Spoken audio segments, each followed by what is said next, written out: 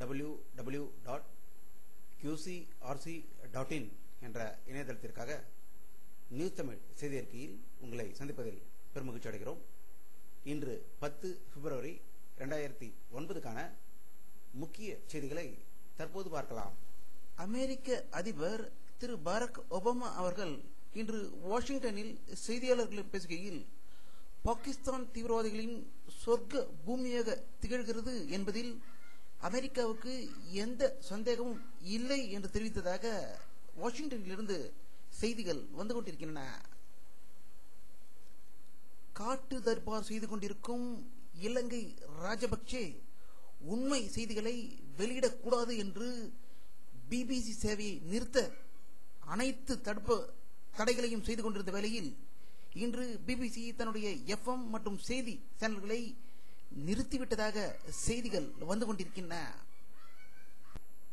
Iran அதிபர் இன்று வெளியிட்டுள்ள ஒரு செய்தி அறிக்கையில், அமெரிக்காவுடனான பேச்சுவார்த்தை நடத்துவதற்கு அதிக வாய்ப்புகள் இருப்பதாக தெரிவித்ததாக ஈரானிலிருந்து தகவல்கள் வந்து கொண்டிருக்கின்றன.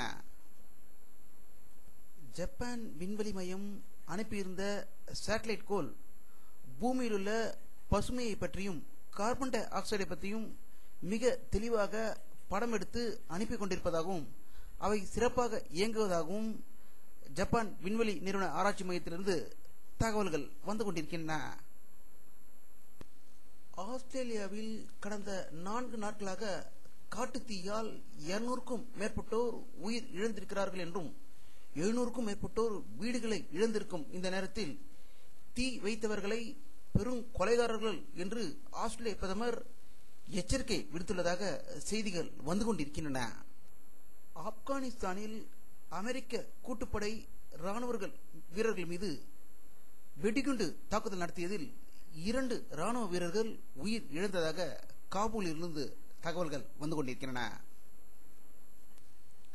அல் கொய்தா தீவிரவாத பொறுப்பு தலைவரான முஸ்தபா இன்று வெளியிட்டுள்ள ஒரு வீடியோ காட்சியில், பாகிஸ்தான் மீது எந்தவிதமான தாக்குதலையும் நடத்தக்கூடாது என்றும், மீறினால் மும்பையில் எப்படி தீவிரவாத தாக்குதல் நடந்ததோ அதே போல் நேரிடும் என்று இந்தியாவுக்கு கடும் எச்சரிக்கை விடுத்துள்ளதாக தகவல்கள் வந்து கொண்டிருக்கின்றன.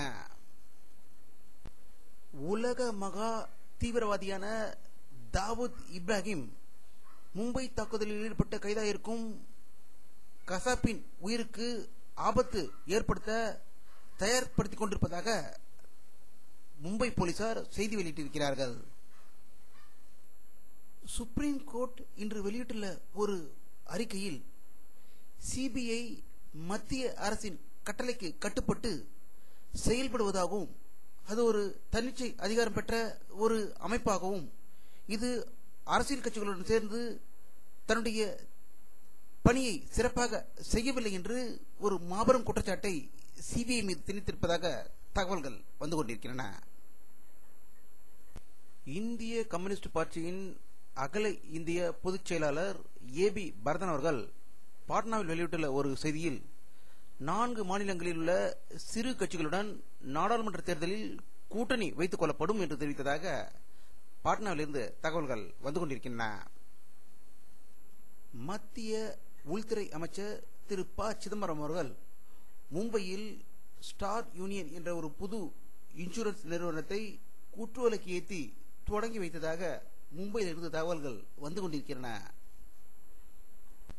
உத்தரப்பிரதேச சட்டப்பேரவையில் பட்ஜெட் கூட்டத்தொடர் இன்று காலை ஆளுநர் உரையுடன் தொடங்கிய போது சமாஜ்வாடி கட்சியின் எம்எல்ஏக்கள் ஆளுநர் மீது மைக்கு மற்றும் பேப்பர்களை வீசி பெரும் ரகளையில் ஈடுபட்டதால் அங்கு ஒரு போர்க்களம் போல் தோன்றியதாக செய்திகள் வந்து கொண்டிருக்கின்றன.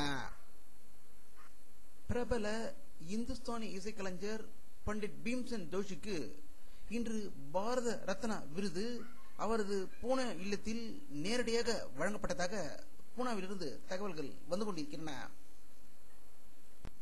நேற்று இரவு ஈக்காடு தாங்கலில் தனியாக இருந்த பெண்ணின் காதை அறுத்து நகையை கொள்ளையடித்து அவரை கொலை செய்துவிட்ட சம்பவம் ஈக்காடு தாங்கலில் பெரும் பரபரப்பு ஏற்பட்டுள்ளதாக தகவல்கள் வந்து கொண்டிருக்கின்றன.